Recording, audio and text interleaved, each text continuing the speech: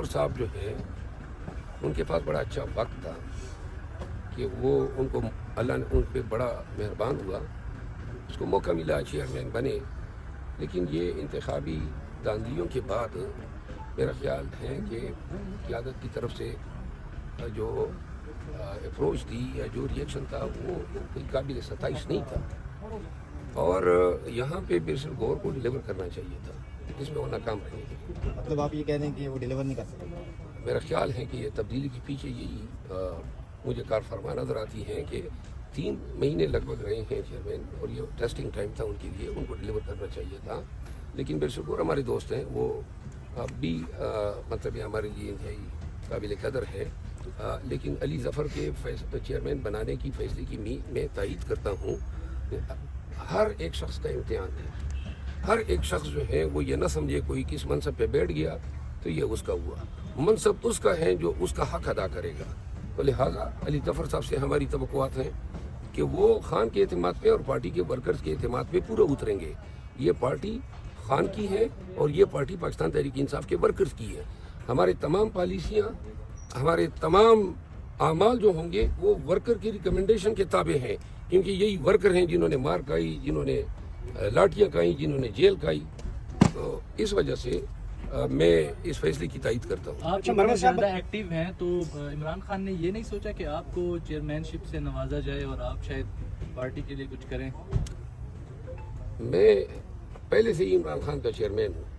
اور پارٹی کے ورکر کا چیئرمین ہوں، مجھے کوئی ضرورت نہیں ہے، اور میں خان بھی اچھی طرح سمجھتا ہے میں آلریڈی بہت ہی اوور برڈن ہوں، اور میں نے خان کو خود گزارش کی تھی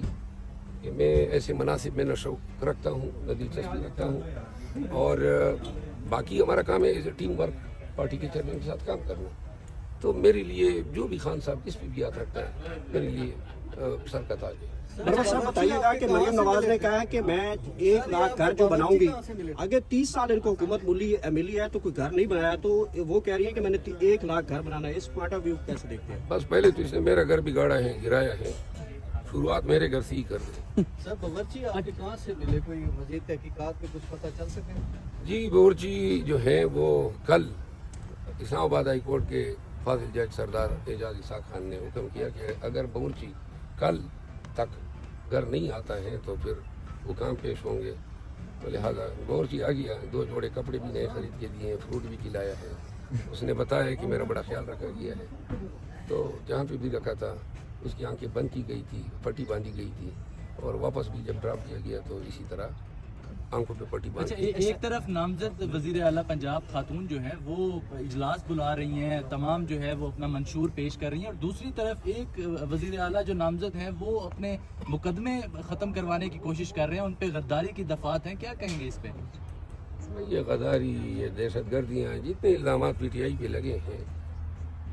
ان سب کی مثال خربوزے کی چھلکی کی طرح ہے۔ لوگ خربوزہ کھا لیتے ہیں، چھلکا پھینک لیتے ہیں، انہوں نے خربوزہ کھا لیا، ہمیں تکلیف میں مبتلا کر دیا، کیسز جو ہیں وہ چھلکوں کی مانند رہ گئے ہیں۔ سر بتائیے گا، آپ لوگوں نے انٹر پارٹی الیکشنز کا اعلان کیا ہے، پہلے ایس اکبر بابر جو ہے وہ آئے تھے یہاں پہ جس کی وجہ سے آپ سے بلہ چھینا گیا تھا، ابھی آپ کی پی ٹی آئی سیکریٹریٹ میں کوئی بندہ آیا ہے جو چیئرمین کا الیکشن کہتا ہو کہ میں نے لڑنا ہے پی ٹی آئی کے منسٹر علی ظفر کے خلاف؟ مجھے اس کا علم نہیں ہے، آپ جائیں سیکریٹریٹ سے انکوائر کر لیں، کیونکہ مجھے کیا علم کہ کون اس میں۔ اکبر ایس بابر صاحب کی جانب سے جو ریزرویشن جو تحفظات کا اظہار کیا گیا تھا لاسٹ ٹائم، اب کی بار دوبارہ اب الیکشنز کروا رہے ہیں، ان کی جو شکوے شکایت ہیں گلے وہ اب دور ہو جائیں گے اب کی بار؟ اکبر اس بابر پی ٹی آئی میں ہے ہی نہیں،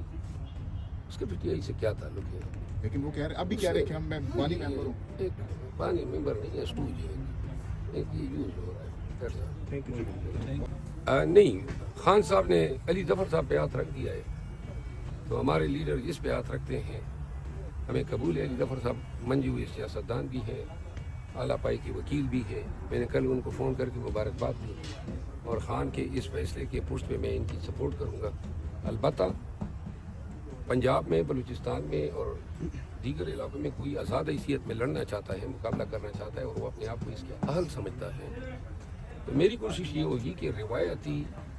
جو لوگ ہوتے ہیں جو مناسب پہ قابض ہیں ان کے بجائے ایسے لوگوں کو سپورٹ کروں، اور میں پی ٹی آئی کے لوگوں کو کہنا چاہتا ہوں کہ ان الیکشن میں بھرپور شرکت کریں، اپنے مختلف مناصب کے لیے اپلائی کریں، کنٹیسٹ کریں، جو امیدوار جو ہیں وہ میری ذاتی نقطۂ نظر سے